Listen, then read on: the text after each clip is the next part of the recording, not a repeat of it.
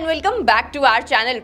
So you must have heard the news of RBI bringing back 100 tons of gold from Bank of England. This gold belongs to India's central bank, the RBI or the Reserve Bank of India. Until now it was stored at the Bank of England in London. So 100 tons of gold has come back from the Bank of England, which is the Indian government has brought it back here. लेकिन आखिर ये कौन सा सोना है? क्या हमने इस सोने को खरीदा था या फिर हमने इसे गिरवी रखा था? इतने टाइम से आखिर हमारा ये सोना बैंक ऑफ इंग्लैंड में कर क्या रहा था और अब हम इसे वापस लेकर क्यों आए हैं? क्या ये एक अच्छी खबर है या फिर ये एक बुरी खबर है? इन सारी चीजों के बारे में आज वीडियो में बात करेंगे, तो इस वीडियो को एंड तक जरूर देखिएगा। और अगर आपने अभी तक हमारे चैनल को सब्सक्राइब नहीं किया है तो प्लीज हमारे चैनल को सब्सक्राइब कर लीजिए, बेल आइकन को भी प्रेस कर दीजिएगा ताकि ऐसी और वीडियोस की नोटिफिकेशन आपको मिलती रहे। और अगर आप इन्वेस्टमेंट करना चाहते हैं लेकिन आपके पास डीमैट अकाउंट नहीं है तो डिस्क्रिप्शन में लिंक दिया गया है, आप जाकर वहां से फ्री में अपना डीमैट अकाउंट ओपन करवा सकते हैं। तो देखिए, इंडिया के अंदर जब भी सोने को गिरवी रखा जाता है तो इसे काफी ज्यादा बुरी बात मानी जाती है, इसे बेइज्जती वाली बात मानी जाती है। और जब भी किसी के ऊपर ज्यादा परेशानी आ जाती है या बहुत ज्यादा मुसीबत आ जाती है तभी कोई सोने को गिरवी रखता है। और ऐसा ही कुछ टाइम था 1991 जब इंडिया के अंदर ऐसे इकोनॉमिक क्राइसिस थे कि इंडिया को गोल्ड गिरवी रखना पड़ा to the Bank of England.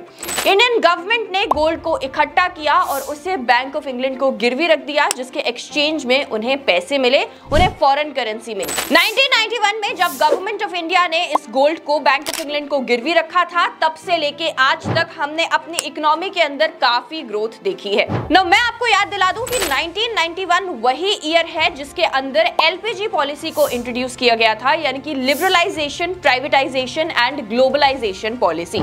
देखिए, इस पॉलिसी से पहले इंडिया के अंदर काफी ज्यादा रिस्ट्रिक्शंस थे when it comes to international trade. किसी भी फॉरेन कंपनी का इजीली इंडिया आना पॉसिबल नहीं था क्योंकि बहुत सारे रिस्ट्रिक्शंस उनके ऊपर लगाए जाते थे।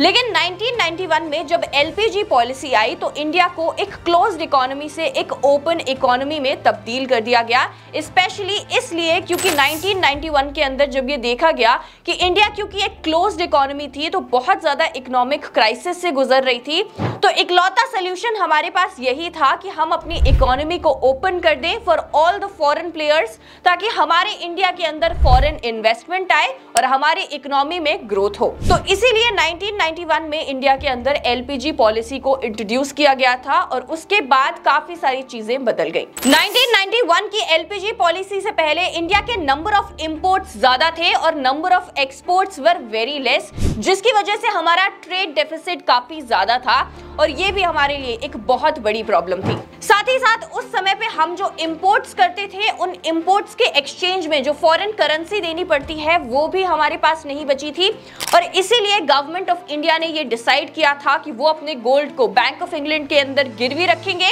और उसके एक्सचेंज में उन्हें फॉरेन करेंसी मिलेगी।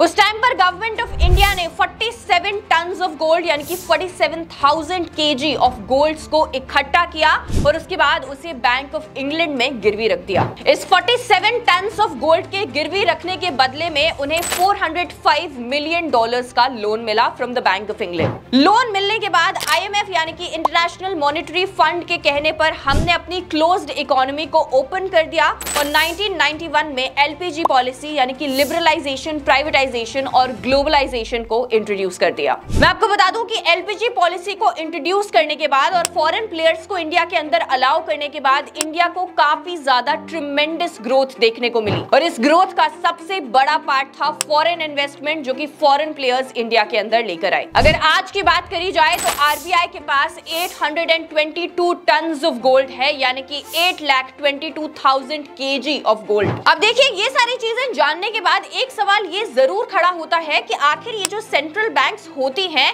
ये गोल्ड रिजर्व्स रखती क्यों है? तो देखिए, आपको मैं बता दूं कि किसी भी कंट्री की सेंट्रल बैंक हो, वो चाहे वो चाइना हो या इंडिया हो या यूएस हो, ये सारी ही बैंक्स गोल्ड को बाय करती हैं।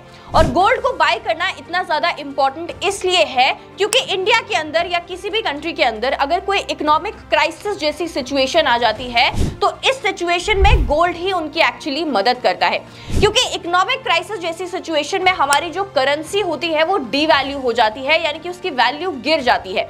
और ऐसे टाइम पे गोल्ड अगर हमारे पास होता है, गोल्ड रिजर्व्स अगर हमारे पास होते हैं तो ये काफी ज्यादा फायदे वाली चीज रहती है, क्योंकि गोल्ड की वैल्यू ऐसी सिचुएशंस में भी इंटैक्ट रहती है और गिरती नहीं है। अब क्योंकि किसी भी इकोनॉमिक क्राइसिस सिचुएशन के अंदर गोल्ड डीवैल्यू नहीं होता है और बाकी सारी करेंसीज डीवैल्यू हो जाती हैं, इसीलिए सेंट्रल बैंक्स गोल्ड रिजर्व्स को रखते हैं। जैसे कि मैंने आपको बताया कि आज इंडिया के पास 822 टन्स का सोना है, इसमें से 413 टन्स की अगर हम बात करें तो ये बाहर फॉरेन कंट्रीज में पड़ा हुआ है। अब आप ये सोच रहे होंगे कि इसकी क्या जरूरत होती है, क्यों हम अपने सोने को बाहर रखते हैं?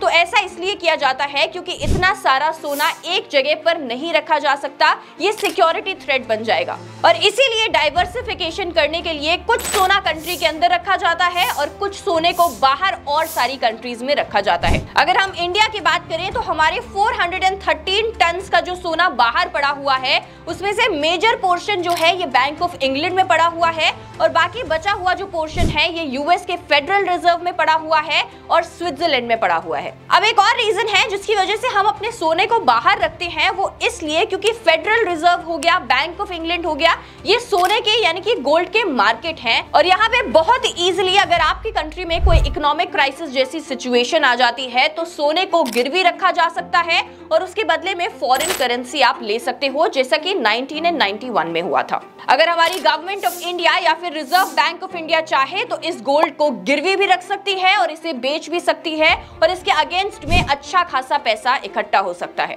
चलिए अब आ जाती है मेन बात कि आखिर डाइवर्सिफिकेशन के लिए अगर हमने इस सोने को बाहर रखा ही था तो अब हम इस सोने को वापस लेकर क्यों आए हैं, इसकी क्या जरूरत थी? तो देखिए, आज की अगर बात करी जाए तो आरबीआई के पास काफी सारा गोल्ड रिजर्व है, फॉरेन रिजर्व भी है।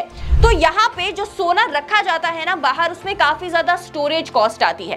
तो आखिर क्यों हम ये स्टोरेज कॉस्ट बियर करें और इतना सारा सोना बाहर रखें, जबकि एक्चुअली हमें उसकी नीड ही नहीं है क्योंकि हमारे पास इनफ फॉरेन रिजर्व्स हैं। मतलब अगर हमारी कंट्री के अंदर कोई इकोनॉमिक क्राइसिस जैसी सिचुएशन आ भी जाती है तो उस केस में हमारे पास इतना सोना है, हमारे पास इतने फॉरेन रिजर्व्स हैं कि आराम से हम उस सिचुएशन से टैकल कर सकते हैं और इसलिए हम अपने सोने को धीरे धीरे इंडिया के अंदर वापस लेकर आ रहे हैं क्योंकि उससे हम स्टोरेज कॉस्ट भी बचा सकते हैं। Now this is the reason why RBI has brought 100 tons of gold from Bank of England और आगे आने वाले समय में और भी गोल्ड को वापस लाया जाएगा। देखिए, ये काफी ज्यादा प्राउड मोमेंट है इंडिया के लिए क्योंकि हमने इस गोल्ड को वापस लाकर ये इंडिकेशन दिया है सारे ग्लोबल नेशंस को कि हम अपने गोल्ड को वापस ला सकते हैं और हमें अपने गोल्ड को बाहर रखने की जरूरत नहीं है इन ऑर्डर टू शो कि एज एन इकोनॉमी हम कितने ज्यादा स्ट्रांग हैं। इस गोल्ड का वापस लाना उन सारे लोगों के लिए भी एक एग्जाम्पल है जिन्हें इंडिया की ग्रोथ स्टोरी पर डाउट है,